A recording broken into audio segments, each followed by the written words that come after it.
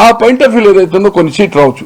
Percentage it will touch double digit పోయినా ఆశ్చర్యపడద్దు. అంటే 9 to 10 మొన్న 1 బిలో కదా పర్సంటేజ్ అయిపోతుంది. నేను అనుకుంటున్న వాళ్ళ వ్యూహం రేపు రాబోయే రోజుల్లో జగన్మోహన్ రెడ్డి గారు ఏం చేయలేకపోయిండు, చంద్రబాబు గారు మంత్రి రోజులు, రేపు చంద్రబాబు గారు అయినా కూడా మళ్ళా అంత ఇంపాసిబుల్. 4 లక్షల చొప్పున 1 yearకు ప్రైవేట్ ప్రభుత్వం అంటుండు, 20 లక్షల ఉద్యోగాలు అంటుండు, ఇంపాసిబుల్. అలాగే రాజధాని నిర్మాణం అనేది అయ్యేది కాదు, 30 ఏళ్ల పని, 30 years. తో ఈ ఉన్న అప్పులకు కట్టడానికి ఏ ప్రభుత్వం చేసినా వచ్చిన ప్రభుత్వం నేను కట్టా అంటే ఒప్పుకోదు కదా.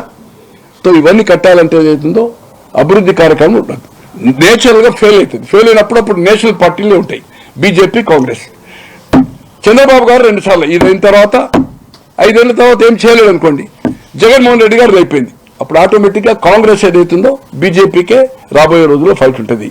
ఈ యొక్క భవిష్యత్తులో ఆమె ఏజ్ పాయింట్ ఆఫ్ వ్యూలో కానీ కాంగ్రెస్ ఆలోచించేది ఇప్పుడు రిజల్ట్ వస్తుందని కాదు, 2029కి వాళ్ళ వ్యూహము ఈ ఓటు పర్సంటేజ్ పెట్టుకొని ఈ 5 సంవత్సరాలు పోరాటం చేస్తే ఆఫ్టర్ 5 years రాహుల్ గాంధీ గారు కూడా ఇప్పుడు ప్రైమ్ మినిస్టర్ అయితే అనుకుంటలేరు, నెక్స్ట్ 5 years వాళ్ళకి.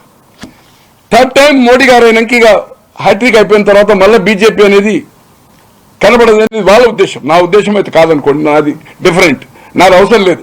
కానీ రేపు 2029 వ్యూహం కోసమే ఈ కాంగ్రెస్ యొక్క స్ట్రాటజీ అనేది నాకుండే సమాచారం.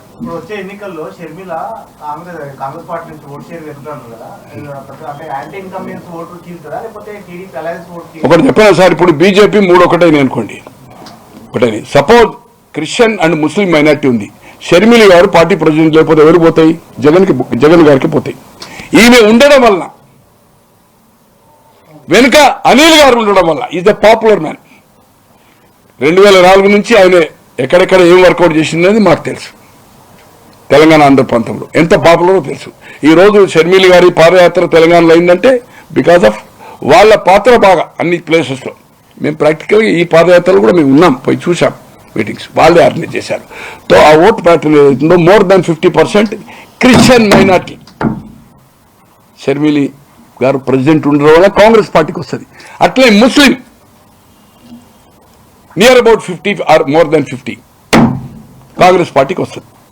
బికాస్ ఆఫ్ షర్మిల క్యాంపెయిన్ వల్ల, ఆ ఒక హైప్ క్రియేట్ చేయడం వల్ల, రావడం వల్ల అదేమైతుందంటే ఆటోమేటిక్గా తెలుగుదేశంకు బెనిఫిట్. తెలుగుదేశం అంటే BJP and Pawan Kalyan loss కాదు.